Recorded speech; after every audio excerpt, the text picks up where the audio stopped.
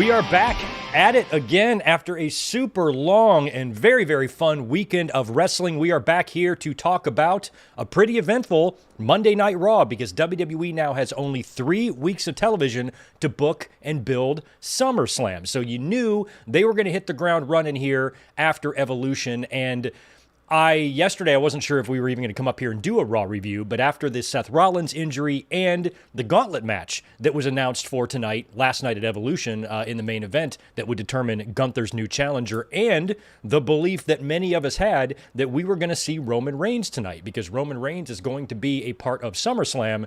And unless they bring him back at the very last minute, tonight was going to have to be the night. So I figured I would come up here after the show and do a review. Let me know what you thought of Raw tonight because it was a really interesting Raw.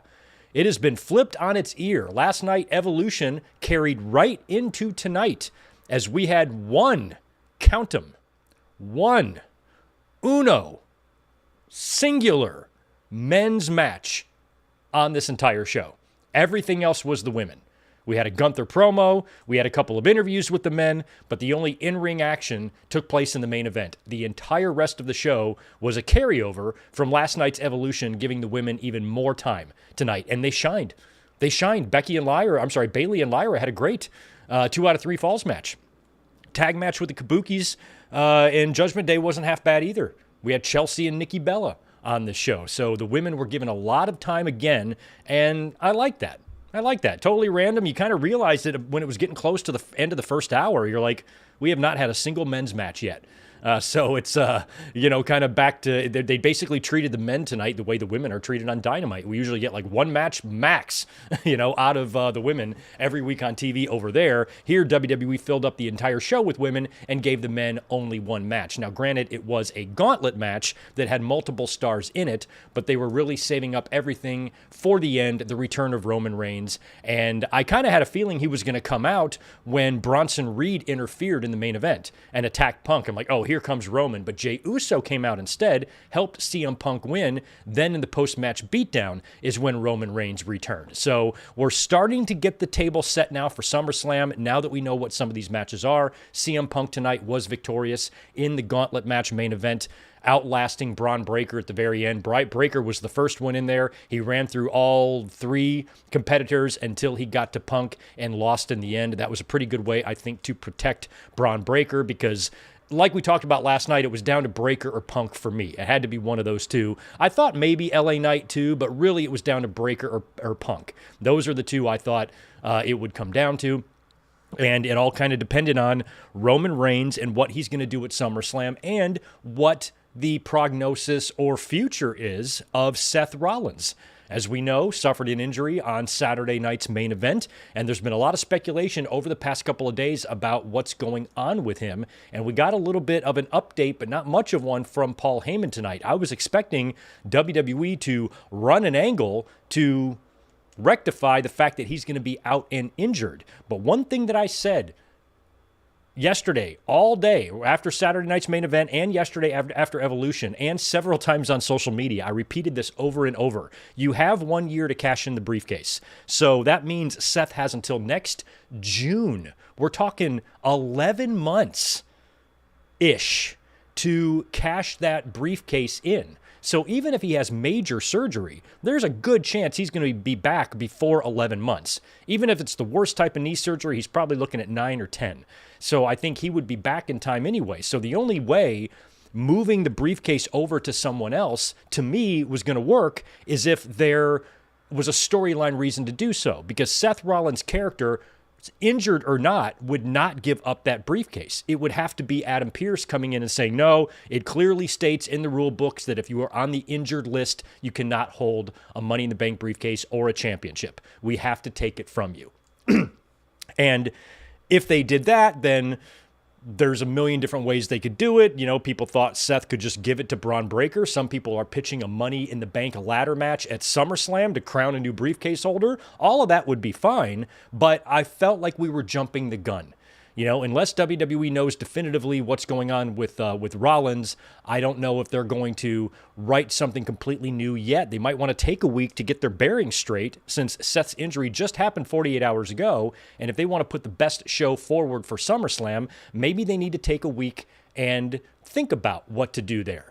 And who knows if Rollins' injury affected anything that they did here tonight. I feel like everything might have gone off as normal.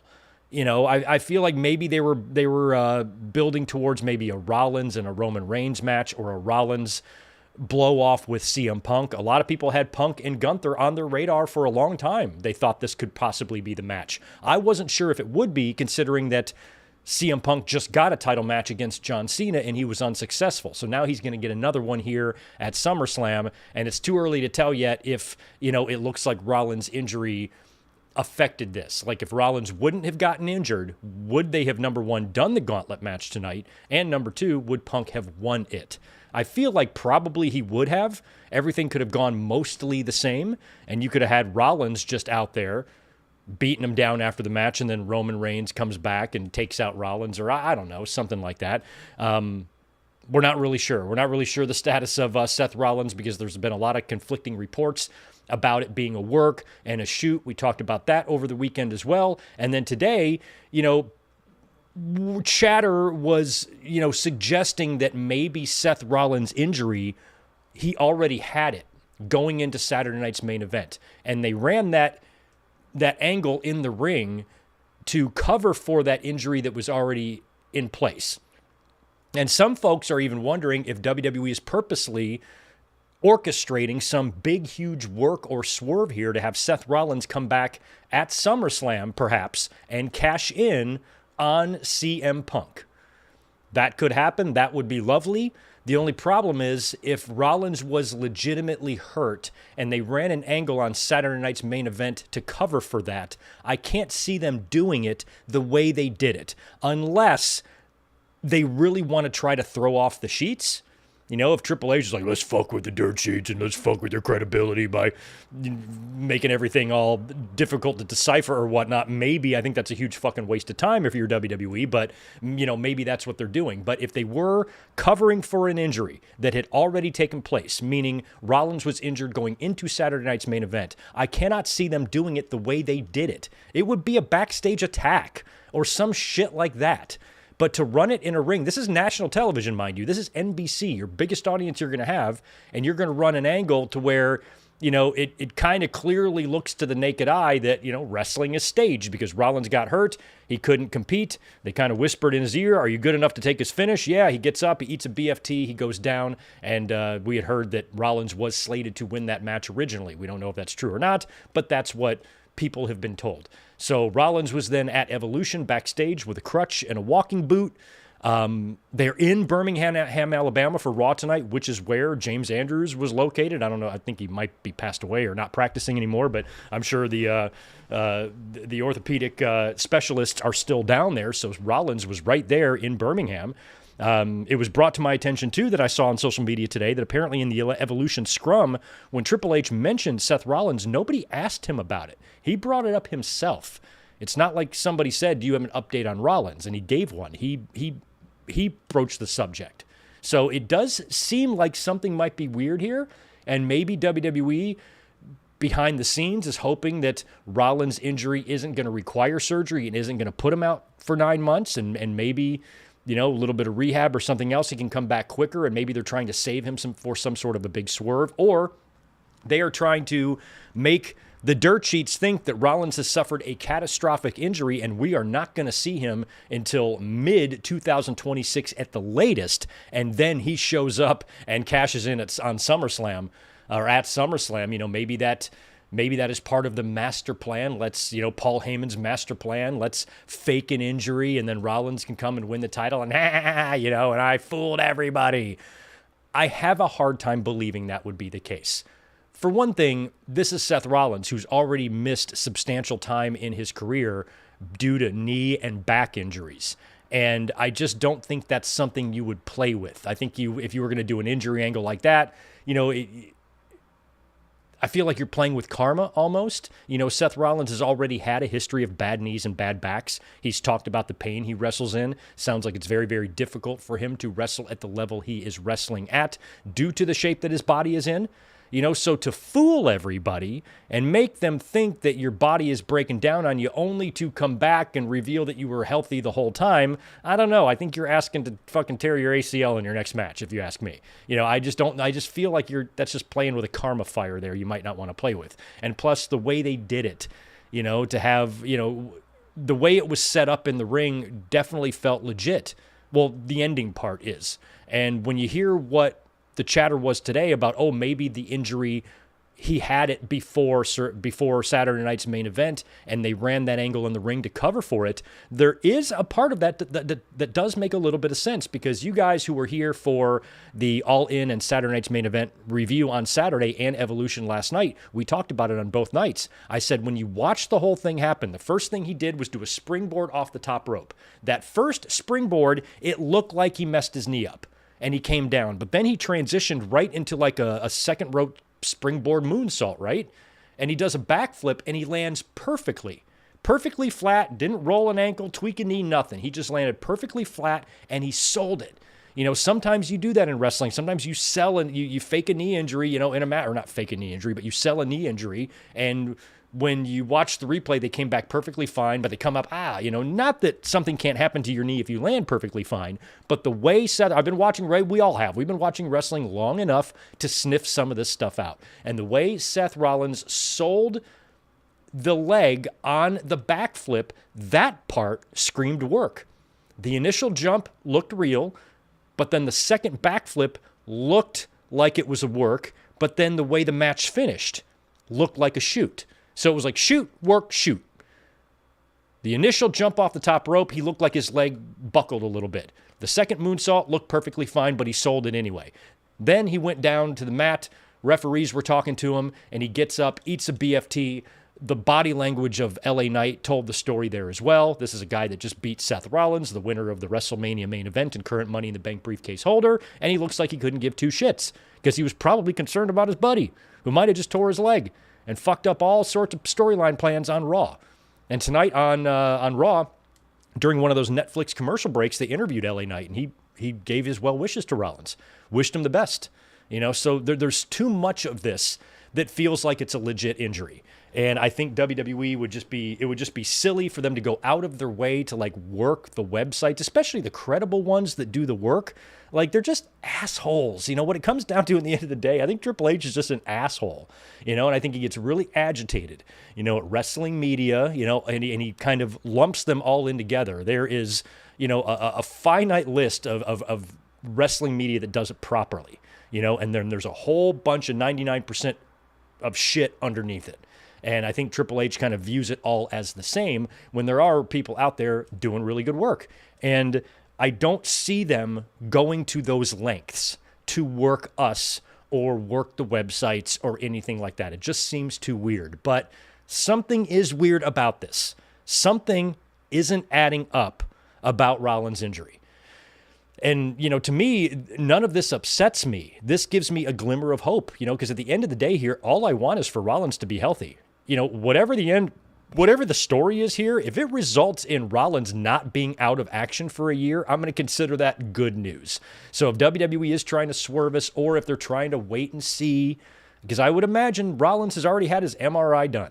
I don't think they're just waiting around for this. SummerSlam is coming up in 3 weeks. If Rollins is hurt, you got to find out now. So I'm assuming, backstage, behind the scenes, WWE knows what the deal is with Rollins. They know whether or not he needs surgery, how long he's going to be out, all of that. They probably have a good idea there. They're just not telling us yet. And on Raw tonight, during an interview, Paul Heyman was asked about Seth Rollins, and he said what I've been saying over and over and over. He goes, Seth Rollins has until June to cash in. And he's like, it's too early to even talk about that, and kind of blew off the topic.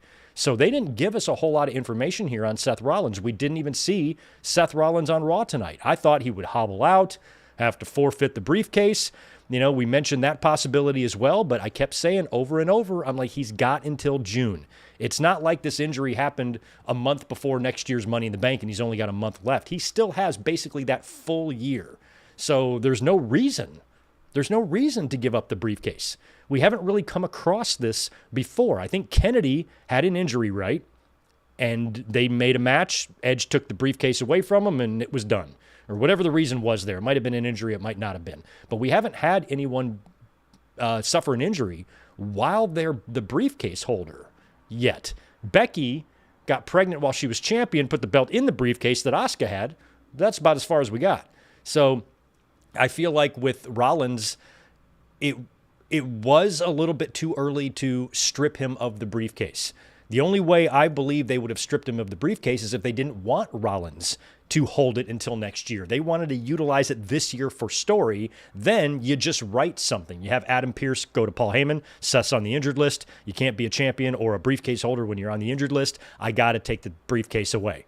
And then you figure out a new holder some way. Then you do that. If not, this does present a really, really fun future opportunity here for Seth Rollins and the fans. Because if he doesn't forfeit the briefcase, and you just have Heyman on TV for the next several months holding it, but we have no Seth, when he is ready to come back, Rollins can win the World Championship on the night he returns. And again, health provided and everything. I don't know if WWE wants to test his knee out in the ring first. Like, what if they give him the belt his first night and then a week later he gets injured again? But it certainly would be fun, and I think a lot of fans would be waiting for that because you would never really know when it's going to come. And again, I feel kind of shitty when you want to speculate about someone's health or injuries. We really don't know with Rollins, but, the best I can do is throw out those hypotheticals that I love so much. And let's say Rollins, it's not as bad. He didn't tear every ligament, but he's got to have some surgery, and it's going to keep him out. It's going to keep him out 7 months. What show is coming up in about 7 or 8 months?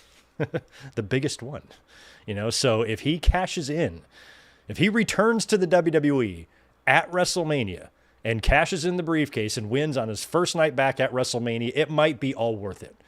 But let's hope it doesn't get to that. Let's hope that, Rollins can find his way back sooner than 2026.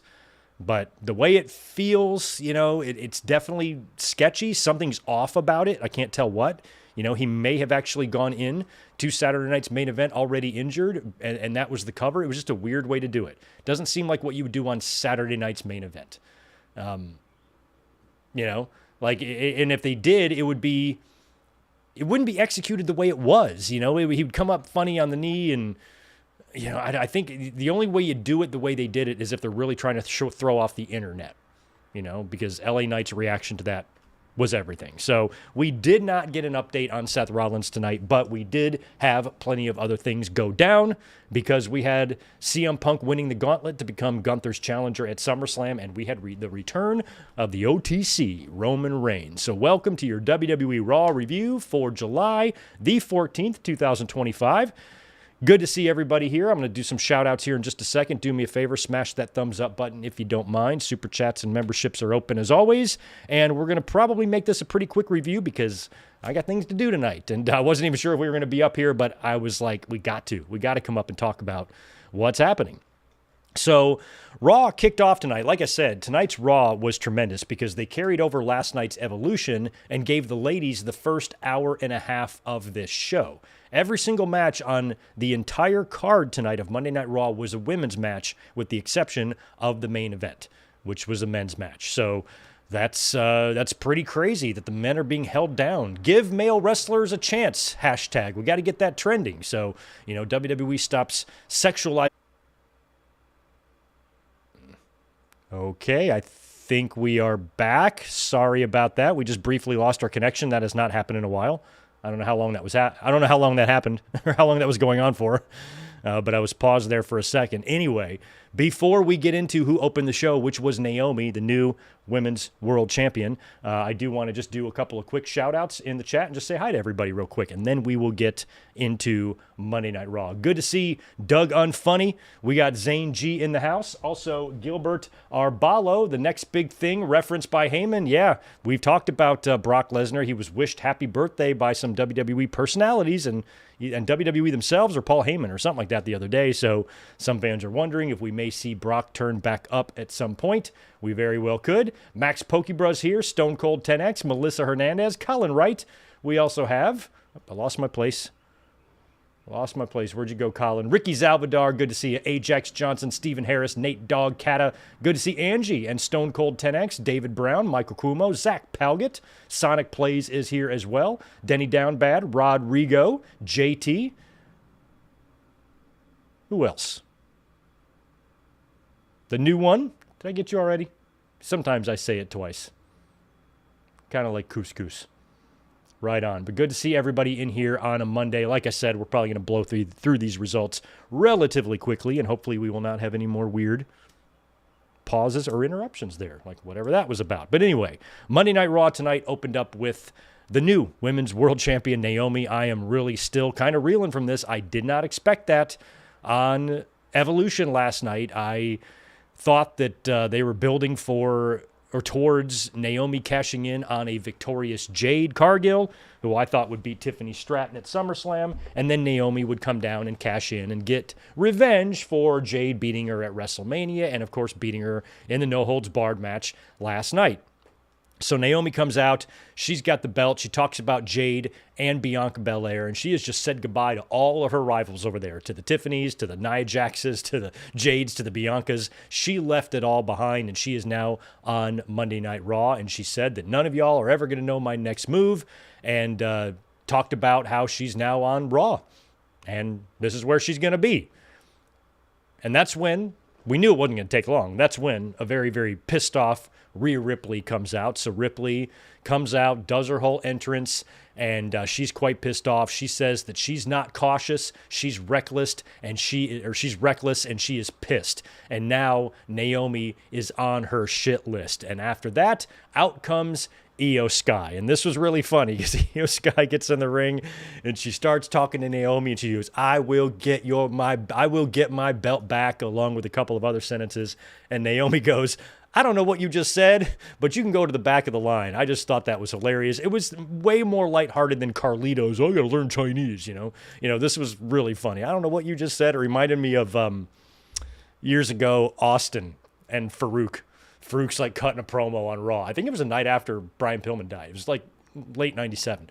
He's on the stage cutting a promo. Austin's in the ring, and he's got that Ron Simmons voice. You fucking up. I can't even do his accent, but he's like, you fucked up. We're going to fuck you up real bad. And Austin basically goes, I didn't understand one damn word you said. So Naomi and Austin really reminded me of each other with that, and I got a big chuckle out of that.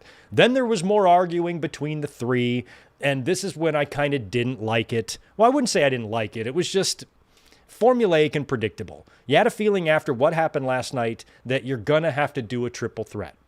And what I would have maybe preferred is to still see another one-on-one match between Io Sky and Rhea Ripley. I mean, after that barn burner they had last night at Evolution, I would like to let that breathe a little bit. But the first thing that Adam Pearce said is that this is the first two-night SummerSlam. So I'm thinking, he's going to book Ripley and Io one more time on night one with the winner facing Naomi on night two. And that would give you a really solid women's match that wouldn't even be for the championship on one of your nights of SummerSlam. And the two of them just had one of the damnedest women's matches I've ever seen last night. So I thought maybe they would do that, but Pearce was like, nah, we're just going to do the triple threat. So it's going to be Naomi versus Io Sky versus Rhea Ripley at SummerSlam. And Ripley now, as she reminded Naomi, she is still not defeated Io Sky. And with Naomi just winning the title at Evolution, I would be surprised if she dropped it. I feel like Naomi's got to retain. So all of you Rhea Ripley haters and all the ones that were so worried that she was going to win the belt at Evolution, I'm like, she's probably not going to win it at SummerSlam either. I think Naomi's going to retain. But there is a show coming up in Australia. And I don't know when it is. You guys can tell me in the chat, but it's soon, right? Is it a Crown Jewel Australia? What the fuck is it? Not Crown Jewel. It's something. There's an Australian show coming up soon, later on this year, right? So maybe that's where Ripley wins the championship back. Is it that show? I think that's going to be the path for her. So I think Naomi, I would not have her win the belt at Evolution just to drop it at SummerSlam in a triple threat to two hoes she ain't even feuding with. She's going to retain. She's going to retain, and that's good. And then maybe after that, maybe in that match, Io and Rhea Ripley kind of fuck it up for each other. You know, they both kind of cost each other a chance to pin Naomi. Then Naomi capitalizes, steals a win, retains the title, and that leads to Rhea Ripley versus Io Sky at Clash in Paris. And the winner of that maybe gets the title shot against whoever the champion is in Australia, whatever that show is. Maybe somebody told me in the chat by now. Crown Jewel. It is Crown Jewel. Yeah, it's an October show in Perth. So that's where you do it. Rhea Ripley, she could get the title at Mania, but I feel like she's already kind of had that moment, right? You know? So she's had the WrestleMania stuff. What did she do at WrestleMania? Did she win the title at WrestleMania 40, or she was already champion at WrestleMania 40? Yeah, she was already champ at WrestleMania 40. So I guess she didn't win the title at WrestleMania. She retained successfully against Charlotte at 39. Or did she? I don't remember. I was at 39. I can't remember if that was if she retained or won it. Either way, I feel like Ripley's had the WrestleMania moments, and she can still have one next year. But Naomi's run will probably be July to October. You know, unless, you know, she really, really impresses. And I already think she is. I've loved this new heel Naomi. Some people don't. I've seen a lot of critics of it. And I'm like, why don't you like this? She's so more badass. You know, that glow bullshit, her hopping around, you know, bouncing around like the fucking Teletubby. This is so much more fun because she's determined and, you know, has a killer instinct, and she's vicious and she's dangerous. And she comes out to like hard rock music, and she's a badass. I much prefer this Naomi over any other version of Naomi. So if she really, really dazzles and impresses as women's champion, maybe they want to prolong her run a little bit. I don't know. But I don't see her now that this match is booked officially for SummerSlam, I don't see her dropping the title. I think it's going to be a successful defense for her, and then they will have that Rhea Ripley and tiebreaker and Io Sky tiebreaker at some point, maybe Clash in Paris. That would be an excellent spot for that. Think of that crowd. And then you can book Naomi versus Stephanie Vaquer at Clash in Paris, and that gives you more time to prolong Stephanie Vaquer and Rhea Ripley. So, you know, at this point, I might have Naomi successfully defend against Vaquer, but, you know, Stephanie gets fucked over or something like that. You protect Stephanie either way. She successfully defends, Naomi does, not only at SummerSlam, but then at Clash in Paris against Stephanie Vaquer. Then you do the Io Sky, maybe in Ripley rubber match somewhere, or you figure out a way to get... Sorry about that. It happened again. How far did I get? Okay, so we're talking about Clash in Paris. So continuing my my booking here, my fantasy booking, you have Naomi successfully defend against Stephanie Vaquer at Clash in Paris, but you protect Stephanie, you protect her, and then Rhea Ripley either has that rubber match with Io Sky and is given the match at Crown Jewel in Perth, or you just give it to Ripley some other way. Either way, it's Ripley versus Naomi, main event of Crown Jewel in Perth. Ripley wins the championship and holds the championship from October to WrestleMania, where she drops the title to the winner of the Royal Rumble or Elimination Chamber, and I believe that person will be Stephanie Vaquer. That's how you do it. That's your trajectory. You get Naomi over to Ripley, Vaquer wins the Rumble, or Vaquer wins Elimination Chamber, one or the other. She goes on to challenge Rhea Ripley at WrestleMania and beat her for the championship. That's what you do. So I mentioned that before, you know, when fans were worried about Ripley being champion again. I'm like, well, you got to understand, when somebody wins the title, that means they're going to drop it to somebody. Fans think when you win the championship that you die champion, that you go to the grave as champion. That's the way they act every time someone they don't like wins the title. The world is ending. It stopped spinning. Just forget it. Everybody just cancel themselves because life is over. Nothing is going to happen after this. They win the championship and there's going to be no more wrestling shows after this. That's how they act. So the good news about Ripley, you know, they kept her off winning Evolution. She's not going to win the title at SummerSlam. So it's probably going to be Perth, and that means she's going to be champion to pass it to someone else. And that someone else, I believe, will be Stephanie. Io beat her this year. And Io Sky and Ripley had a great, a couple of matches this year. And now Ripley winning the title back after a long time off from holding it. She'll wind up passing it over to Stephanie Vicaire at WrestleMania. That's how I would play this. Stephanie won the Battle Royal to get the shot in Paris, fell short. Now she wins the Royal Rumble to get the big shot at WrestleMania, and she doesn't fall short that time. But she doesn't have to win the Rumble. It can be Elimination Chamber. Either way, the women's division looks like it should be some fun here over the next few weeks. And now Naomi is there, and she's got a whole new slew of opponents that she can be interacting with. So good for her. Naomi is now on Monday Night Raw. And since Naomi is now on Monday Night Raw, I feel like Jimmy is going to be behind her. They generally try to keep the spouses on the same shows for the most part. Not on every show, not with everybody, but you feel like Naomi and Jimmy, they might keep together.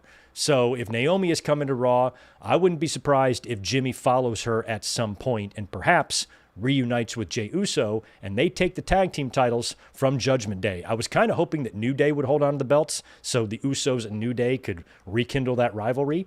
But with Naomi on Raw, you got to think that Jimmy can't be far behind. He's not doing shit over on SmackDown. He's still mixed in with that bloodline crap over there. He was unsuccessful in his attempt to win the U.S. title on Saturday. So move him over to Raw.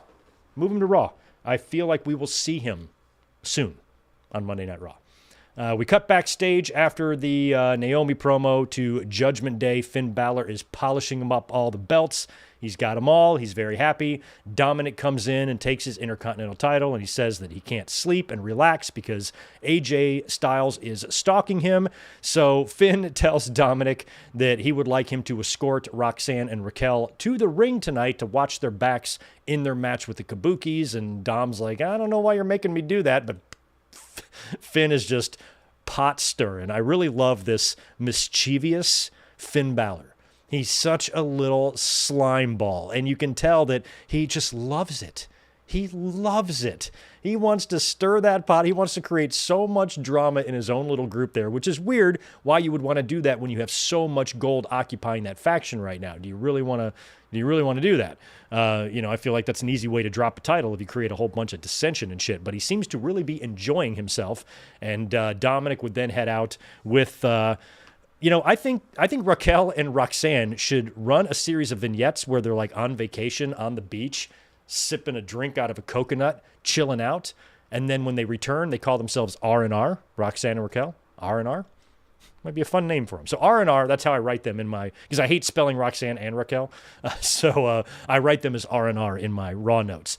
So it was R&R versus the Kabukis, and this was a non-title match. I kind of thought the Kabukis would win here because that's generally what happens in these situations. Plus, Roxanne's already dropped a couple to Kyrie, so I thought maybe it would be, kind of like an unofficial eliminator here where the Kabukis would win and then be granted a title shot perhaps at SummerSlam. But it wasn't that. Turned out that Dom going out there was a good idea because he tried to interfere multiple times. Finally, he jumped up on the apron and created a big enough distraction that allowed Asuka to get rolled up and pinned, and Roxanne and Raquel walked away successful here in this non-title match. So right off the bat, we open with a women's promo, then a women's match. Then we have a Paul Heyman, Braun Breaker, and Bronson Reed interview backstage with Jackie. This is where Jackie asks Paul Heyman about Seth Rollins. We talked all about Seth Rollins earlier on. And he says that Breaker plans to run the Gauntlet tonight, and Breaker had that very, very scary look in his eye, and I felt like it was definitely going to come down to him and CM Punk. You could tell.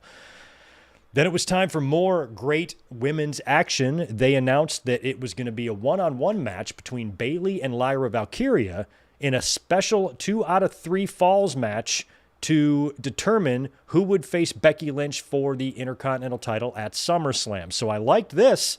I liked this a lot because they had a great triple threat at Evolution. Now it's Lyra and Bayley one-on-one. And this was a pretty good match, really good match. We had a slap to Lyra's face and a quick roll-up to get the first fall there. Bayley took the fall number 1. And then Bayley was going for that. There's a name for the move. A name for the pinning combination. You kind of step over the arm, twist it, roll through into a crucifix type of thing. Bayley was going for that, and Lyra counted.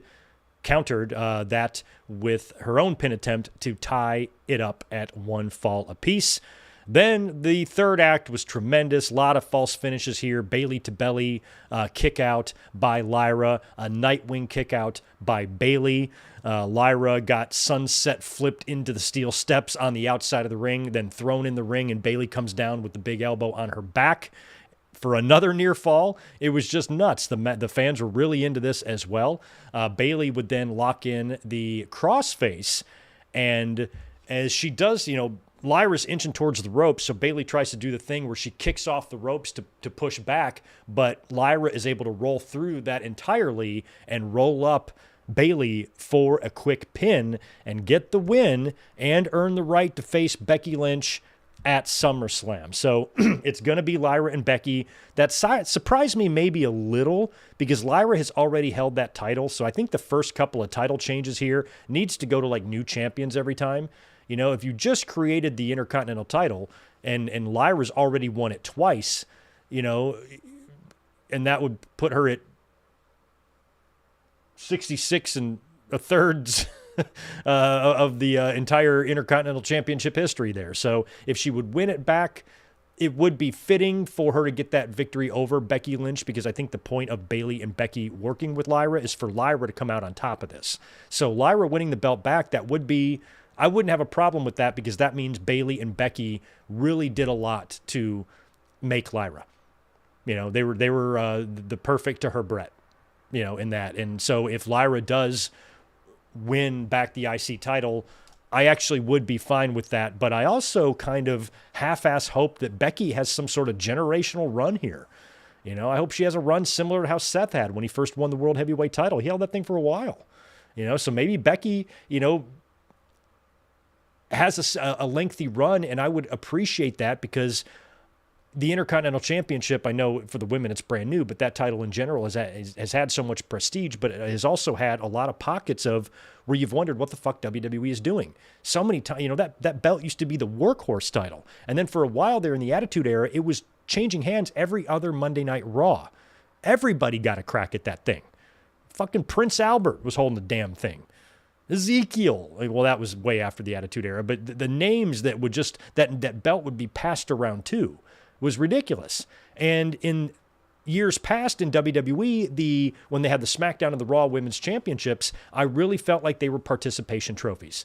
I felt like when Naomi won it the first time, maybe when Alexa Bliss won it the first time, when Liv Morgan, another good example, won it for the first time. I felt they were like, you work hard, you're here, you got a good attitude, here you go, here's the belt. Not that that's who the fans wanted to see, or that was the top star or anything like that. It was, they had enough of those belts. It was a small women's division. You had 2 titles, and you could afford to just let them all hold it. And it felt like at some point, eventually, every woman would hold the Divas title or hold the Raw or SmackDown women's title. Everybody got a turn. You get a belt, and you get a belt, and you get a belt. So the last thing I want, now that we've kind of grown out of that, and the belt is now on Liv Morgan when fans want to see her, Naomi when fans want to see her, even Ripley. The first couple times Ripley won the belt, nobody gave a fuck because of how WWE treated her at WrestleMania 36 when she lost to Charlotte. It wasn't until all that Judgment Day stuff and that the Dominic alliance and, changed the guard for her. When she joined that group and WWE said, look at this woman. How are we not going to push her to the moon? She looks like $1 million. And we're sitting here having her in just random general things. She's a star. So they made her one. It's what should have been done all along. So I feel like with Becky, she should have a long title run here, because I don't want to see the Intercontinental title become that belt that is just passed around. You can already tell they're kind of doing this with that belt over on SmackDown. Because it went from Chelsea to Zelina. Who the fuck has it now? To Julia. So we've already had 3 champions in a really short amount of time there, and it did feel like Zelina's was a participation trophy. I like Zelina. I like her just fine, but she doesn't do anything for me as an in-ring competitor very much. She has her moments here or there, but I don't consider her, just one of the top women in the biz. But everybody likes Zelina. She does have a good look that most men appreciate, if you know what I mean. And her husband, just came in. They re-signed Aleister Black. They want to keep these two happy. Zelina got a little, glimpse of greatness when she came out at Backlash in Puerto Rico and she was overcome with joy and she got that match with Rhea Ripley. So I felt like, for everything that she's done, how long she's been there, she's earned that. But not because the fans want it, but because she's been, a model employee or whatever reason you want to give it to her. So I feel like they are already kind of having participation trophy vibes over there with that belt. So maybe with the IC, you can book it differently. And I do like to see that. Yeah, I don't want to, that's why some fans complain about it, but I do like that you have one tag division that's better than the other on the two shows. I want to have the belts booked differently, not the exact same. I want the tag division on Raw and SmackDown to be vastly different. I want them both to be good, but I want them to be different from each other. And with the IC and the US, I think the US, you hot potato that one. And with the IC, maybe you keep it on Becky for a while. So if Becky goes on to hold this thing for many, many months, I am going to be fine with it because the Intercontinental Championship should have some prestige and you should have some big top level names holding it. And Becky is one of the greatest of all time. She shouldn't have a 2-month run with a secondary title. She should have a long run. It should be nearly fucking impossible to get that thing away from her. That's the way it should be booked. So I'm kind of hoping that Becky retains at SummerSlam, but I also think, part of the whole point of this whole thing is to make Lyra at the same time. So we will see how it goes. They telegraphed the shit out of this finish. We go backstage. Stephanie Vicaire is being interviewed by Jackie Redmond, and she's interrupted by Chelsea Green and the Secret Hervis, and the two have some words. And Chelsea has a one-on-one match with Nikki Bella tonight. And I'm like, okay, here's what they're going to do. Stephanie Vicaire is going to come out and help Nikki Bella win because Chelsea has the Secret Hervis with her and Nikki is a 3-on-1 disadvantage, so Stephanie's going to come out there and help her. You can see that coming a mile away. I wasn't exactly right about that. Before we got to that match, we had a pre-tape from Karrion Kross where he is claiming that Sami Zayn is lying about his injury and he's not going to come back. He told Sami not to come back until he says that Kross told the truth. So Kross is very, very obsessed with hearing this, and I think Kross should get different goals. I'm very interested, or I'm more interested in Kross now than I ever have been, but this is a really, really weird obsession for him to have, and he is just insistent that Sami, when he comes back, says that Kross told the truth. So, okay, Karrion, whatevs. Then it was time for Nikki Bella, her first match on Raw, and I forgot how many years Michael Cole said, I think 7. Feels like it should be more than that, though. No, 7's probably right. 7 or 8. She took on Chelsea Green. I do like this matchup because they are a little similar. I feel like their characters are kind of similar, Nikki and Chelsea, and they're both, really, really well known for how gorgeous they are, that type of thing, and they're divas, and Chelsea is the closest thing to a diva you have in modern, WWE women's roster. So the final diva, you get the final boss. I feel like Nikki was the final diva, and then Charlotte took over, and then it was women's wrestling from there. So you have the final diva versus the modern day diva. That's the way I looked at this match. And I thought for sure that, they would protect Chelsea a little bit here, maybe have Stephanie come out. But Nikki wound up winning this match, beat Chelsea with the rack attack. I kind of forgot about the rack attack. Beat her with the rack attack, and I was surprised because I thought for sure Stephanie Vicaire was going to come out and neutralize Secret Hervis. But instead, after the match, there was a post-match beatdown, and as soon as they started putting the boots to Nikki, I'm like, oh, I almost had it right. She's not going to come out and help her win. She's going to come out and save her. So Stephanie then runs out, makes the save, and I don't know, are they setting up some sort of tag match here or something? Nikki Bella and Stephanie Vicaire are going to take on Chelsea and one of the other ones, or oh shit, it's deja vu. It's deja vu. The same thing happened to me before Evolution, before Liv got hurt. I was like, oh crap, are they going to bring in Nikki and they're going to have a tag team title match against Liv and Raquel? I'm having a repeat of that moment right now because there's 3 of Secret Hervis, and so far there's 1 of Nikki and 1 of Stephanie. So is it going to be the Bellas and Stephanie Vicaire against Secret Hervis at SummerSlam? That's a weak match for Stephanie to be in, but it doesn't matter. She's getting a title shot at Clash in Paris. Who gives a shit what she does at SummerSlam? So they might be doing that. It might be Brie, Nikki, and Stephanie versus Secret Hervis. I wouldn't even do that. I wouldn't do that. You know who's going to win. What, a Secret Hervis going to pull off the upset? No, of course not. I would only do that match as if you did pull off the upset. Otherwise, it's just an obscenely predictable match that we really don't even need to see. But maybe it's the Bellas and Stephanie. Either way, they're setting up for something here. You can tell. After that, we go backstage, and New Day is back there with Grayson Waller and Adam Pearce, and they give Adam Pearce some wigs. They're trying to bribe him with some wigs, and they're like, this is made out of real hair. These are expensive, and as if myself or Adam would want that. We love this. This is where it's at, man. This is what the ladies come for. I'm not going to cover it up. That's crazy. So they offer him wigs, and he's like, fuck off with your wigs. And he leaves, and then he winds up finding Judgment Day, who's leaving the building, and he reminds Dom that, hey, you look pretty good out there ringside. You don't look so hurt to me, so next week we're going to have you reevaluated, and if they clear you, I'm going to be scheduling that Intercontinental Championship match immediately. So it sounds like they're going to stall here, and we're getting AJ and Dom at SummerSlam, which is fine by me. You guys can actually help me with this. I didn't catch what was said between Rusev and Sheamus. Probably wasn't much. I don't think they announced anything.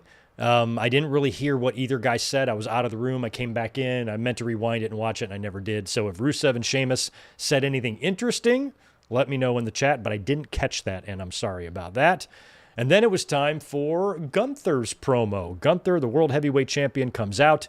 And, of course, he's going to be facing the winner of the Gauntlet match at SummerSlam. So he comes out to talk about that and his victory on Saturday over Goldberg, ending Goldberg. I thought he would give him a little bit of props, but he's like, I choked him out and I ended the legacy of Goldberg. So I love that. I kind of thought Gunther might show him a little bit more respect than he did. And Gunther then said he doesn't really care who wins the Gauntlet, because whoever wins the Gauntlet, he's going to put down at SummerSlam. And that's when Braun Breaker came out. So I was like, maybe it is going to be Breaker winning the Gauntlet. But he was the one out first. He was actually coming out, and he would stay out there for his match, I think, because it was coming up next. And Gunther at first says, I don't have any interest in anything you have to say. So seeing a Gunther and Heyman interaction and share the ring was kind of cool, you know?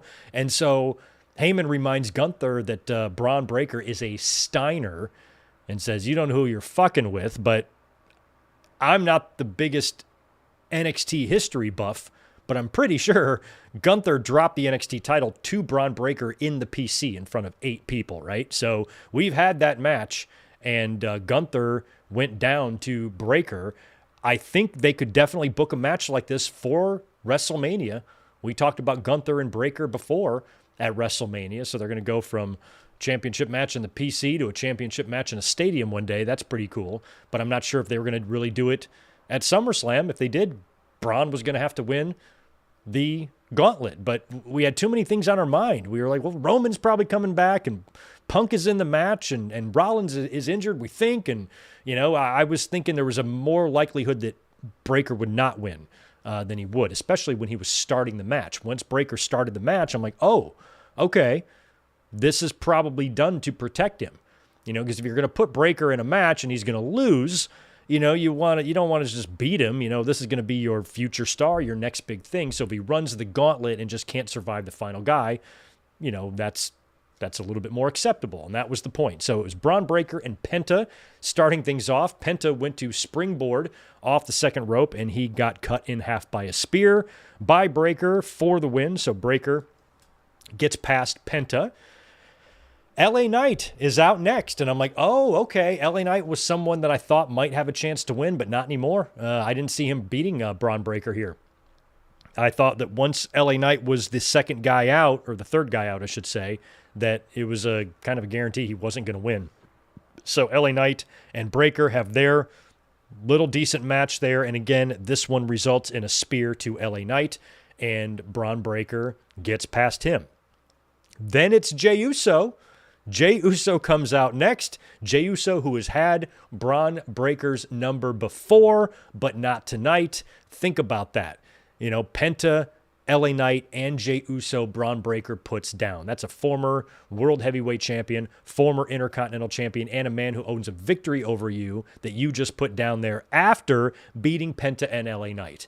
So he was running through it, man, and now he's got to run into CM Punk. So Punk and Breaker is basically your main event here, and I kind of was going to be happy either way with this. I'm like, if Breaker does outlast all these guys, that's one hell of a message to send to Gunther going into SummerSlam. So a Breaker victory certainly wouldn't disappoint me, but by the time we got to this point, I felt like it was going to have to be CM Punk. Plus, I'm waiting for Roman to show up. I've known Roman was going to be on Raw tonight all day long. You knew he was coming. So we're waiting for Roman to show up. Bronson Reed is out there, and finally Bronson Reed interferes. So I wasn't aware that gauntlet matches like this were no DQ, but I guess they are. I don't remember if they were or not. So Reed comes in. Referee doesn't really do much about it, and I'm assuming Roman Reigns is going to come out here and make the big save for CM Punk, but it was Jey Uso instead. So it's Jey coming back out to help out, and he does. He creates, enough of an equalizer for Bronson Reed that CM Punk is able to hit a GTS on Braun Breaker and pin him and win the match. And Gunther the whole time is up in the skybox watching this. And now it's official. It's going to be CM Punk versus Gunther for the World Heavyweight title. And after that happened, I was like, oh, I guess the show's going off the air. And then boom, we get a post-match beatdown. I'm like, there we go. I was the same thing with Stephanie Vaquer. I thought she was going to come out and help Nikki win. I thought Roman Reigns was going to come out and help Punk win, but they both just came out to save them from post-match beatdowns, which accomplishes the same thing. So as soon as the beatdown started, the fans were chanting, OTC, OTC. The music hits. I really hate Roman's new theme because the entire intro is over a minute long.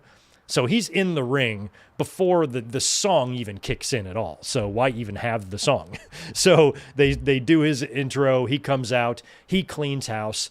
And I guess, this is a way to give Roman a reason to be out there. He came out to help Jey more than he came out to help CM Punk. So having Jey coming out there first gave Roman a reason to come out, but I still thought Roman might anyway.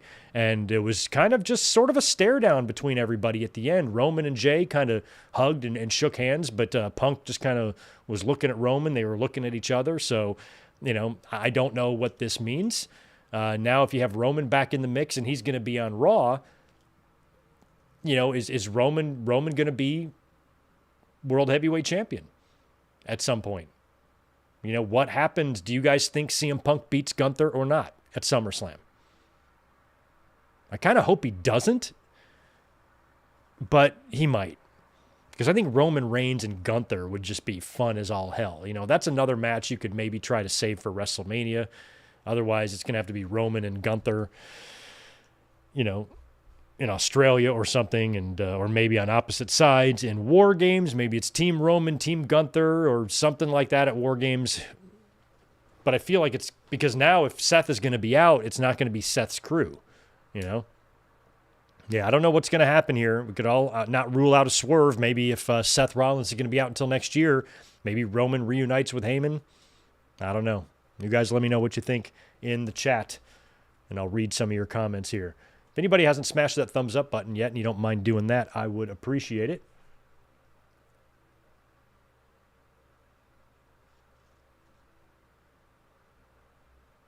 The Juliet, I'm going to knock these supers. I just want to make sure that was the only one there. Appreciate that 5. Gunther, I thought he did. Gunther never held the NXT title. Oh, the UK title, but not the NXT. Breaker beat Ciampa to win the NXT championship for the first. I told you I'm not good with my NXT history, but Breaker beat Gunther. I remember that match, so I thought it was for the title. I thought that was the match that got Gunther to the main roster. I thought he lost to Breaker. So was it just a regular match? And Gunther never held the NXT title? Okay, so that means that match that I'm thinking of was a Breaker title defense against Gunther? Is that it? Once they turned into splashy paint, I stopped. I'm like, I'm done with this. Splashy paint, no, absolutely not. So I purposely avoided NXT during that entire time period. So I still avoid them. But I didn't know that. Okay, so I'm right about Gunther kind of losing to Braun on his way out the door. I just had the title part wrong. Okay, see, I'm not that stupid. Just medium stupid.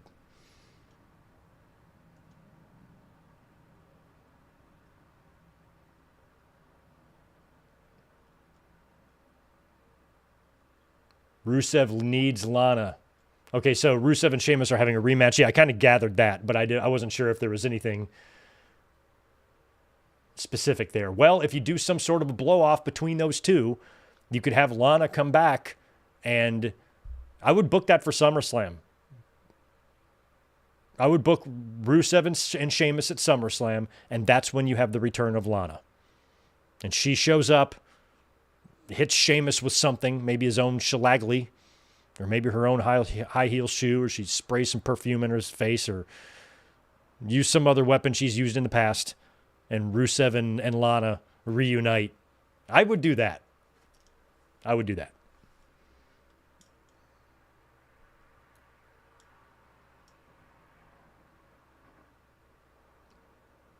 Oh, yeah, I forgot. I saw the Home Run Derby is on.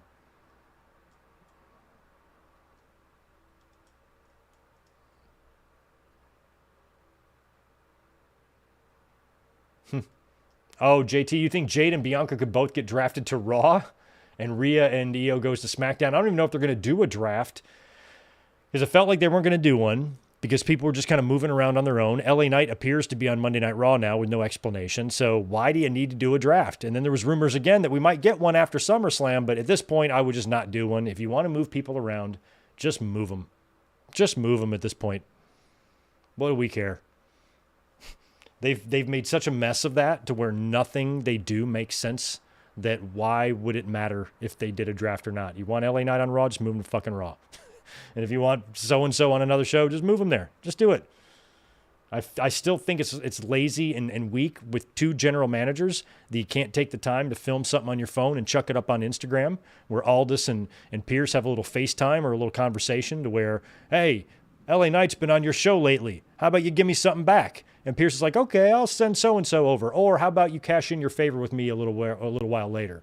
And I appreciate you not deporting him back to SmackDown or whatever. You know, just something like that to just at least try to give an explanation for it. But they don't. It's fine. I don't really care either way. But we don't need a draft. That's for sure.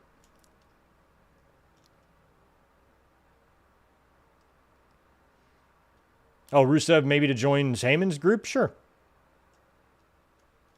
I feel like there would be too many clashes there with those guys, though. I don't know. I don't know how he'd mesh with those other personalities. I feel like Lana would be better for that.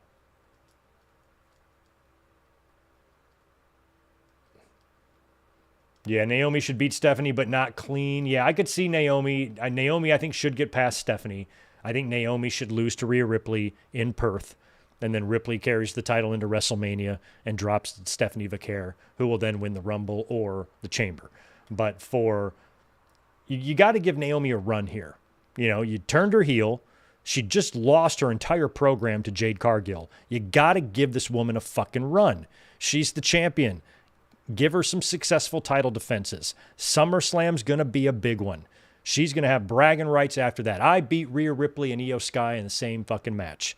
Then she can go to Clash in Paris. I beat the brightest young star in the company right there in Paris. And, of course, she can cheat or do something there. And then she can do all that talking, all that shit talking. In the meantime, Io Sky and Ripley can have their final match, you know, or one more match for Ripley to, you know, finally beat Io. And maybe it's a number one contenders match. Then Ripley goes into Perth to face Naomi and beat her at Crown Jewel, and then Ripley holds the title all the way to WrestleMania. That's how I would do it. We'll see if that shakes out that way. But anyway, I think I'm going to get out of here. It's been a long, I've been up here 4 out of the last 5 days. We were here 8 hours on Saturday. We were here last night for the review, again tonight. We had predictions last Thursday. Man, it's been a week. It's been a week, that's for sure. So we will be back. We have got to think about what sort of classic watch-along to do this Sunday. So I'm going to give that some thought. We're going to watch a SummerSlam, but I'm going to look at the ones we've done and the ones we haven't and try to pick something good. Somebody did mention SummerSlam 1995 a while back, and that would be, we're coming up on the 30th anniversary of that show. So we might do kind of a bad one. We might do a 95, a 96. I don't really want to do a 97, but we might. So stay tuned. We'll be back this weekend for the podcast. We'll be here for the Sunday watch along, and I've got some shorts I can drop. I dropped one today. My reaction to the forking of Jon Moxley at All In that is still giving me nightmares, but my therapist is really helping me through it. And thank you for all your kind wishes there. But anyway, you guys have a great rest of your Monday evening. Thanks for being here all these days in a row. It was a lot of fun, and I'll be catching y'all real soon. Have a good one. Peace.